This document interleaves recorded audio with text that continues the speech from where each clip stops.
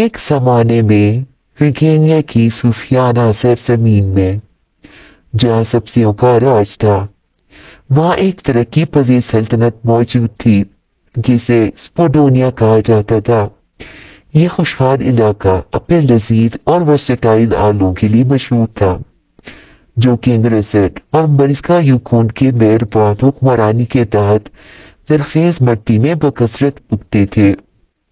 سپوڈونیا کے کنارے پر پٹرنیا کا ایک تاریک اور اداس علاقہ ہے جس پر بد کردار ملکہ بٹرنا کی حکمرانی تھی۔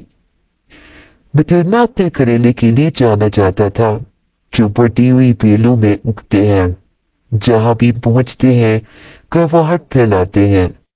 ملکہ بٹرنا نے سپوڈونیا کی طرف حسد اور ناراضگی کا اظہار کیا، پڑوسی ریاست کو فتح کرنے اور اپنے لیے اس کی دولت کا دعویٰ کرنے کی خواہش کی۔ سپوڈونیا کے شاہی محل کے دل میں پیاری شہزادی تتیرا رہتی تھی جو اپنی مہربانی، خوبصورتی اور اپنی بادشاہی سے محبت کے لیے مشہور تھی۔ اس کے پاس ایک جادوئی تحفہ تھا جو اسے آلو کی پریوں نے دیا تھا، جس نے اسے پودوں خصوصاً آلو کے ساتھ بات چیت کرنے کی صلاحیت فراہم کی۔ اس کی ہنسی ایک باغ میں سلسلاہٹ کے پتوں کی طرح سریلی تھی اور اس کی روح صبح کے سورج کی طرح روشن تھی۔ ایک خوشگوار دن بٹرنیا کا ایک سفیر اسپوڈونیا پہنچا جس نے ملکہ بٹرنا کی طرف سے ایک عظیم شان دعوت نامہ تھا۔ اپنے مشیروں کے انتباہات کے باوجود شہزادی تتیرا نے اپنے تجسس اور امن کی خواہش سے متاثر ہو کر دونوں مملکتوں کے درمیان خلیج کو ختم کرنے کی امید میں دعوت قبول کی۔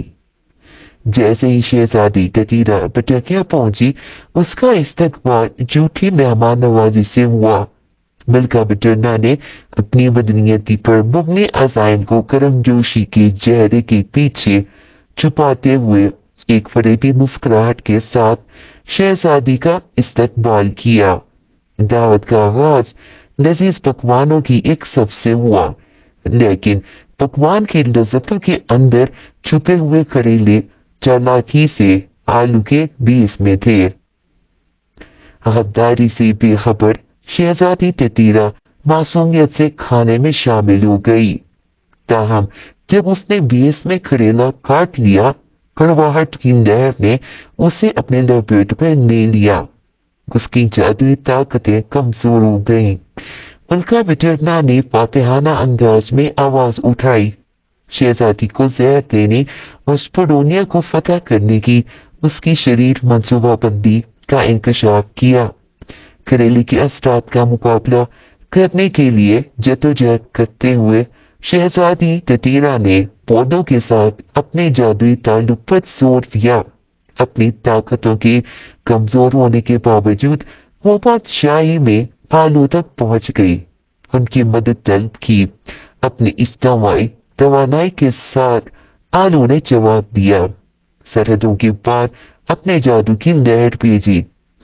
واپس سپوڈونیا میں آلو نے اپنی پیاری شہزادی کی تقلید کو محسوس کیا۔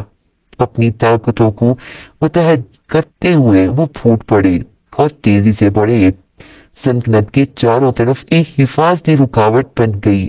ان کی مشترکہ طاقت نے ایک ڈھال بنائی، اس نے ملکہ بٹرنا کی بدنیتی پر مبنی ارادوں کو پسپا کر دیا اور سپوڈونیا کو آنے والے خطرے سے محفوظ رکھا۔ آلو کی لچک اور اتحاد کا مشاہدہ کرتے ہوئے بٹرنیا میں کریلا حسد پر قابو پا گئے۔ انہوں نے اپنی تلخی اور دشمنی کے برعکس آلو کی طرف سے مجسم اتحاد اور مہربانی کی طاقت کو محسوس کیا۔ آخر میں شہزادی تتیرا نے آلو کی مدد سے کریلے کے زہر کے اثرات پر قابو پا لیا اور بحفاظت سپوڈونیا واپس آ گئی۔ آلو کی طرف سے دکھائے جانے والی اتحاد اور طاقت نے نہ صرف سلطنت کو بچایا بلکہ سپوڈونیا اور بٹرنیا کے درمیان ایک نئی ہم آہنگی کو بھی متاثر کیا۔ کریلے نے اتحاد اور احسان کی فتح کا مشاہدہ کرتے ہوئے تلخی کی بجائے ہم آہنگی کی تلاش میں اپنے طریقے بدلنے کا عزم کیا، اور اس طرح آلو کی شہزادی اور ایول کریلے کی ملکہ کا افسانہ ویگینیا کی جادوئی سرزمین میں اتحاد، لچک اور رحم دلی کی طاقت کی کڑواہٹ اور بوجھ پر غالب رہنے کی ایک نازوال کہانی بن گئی۔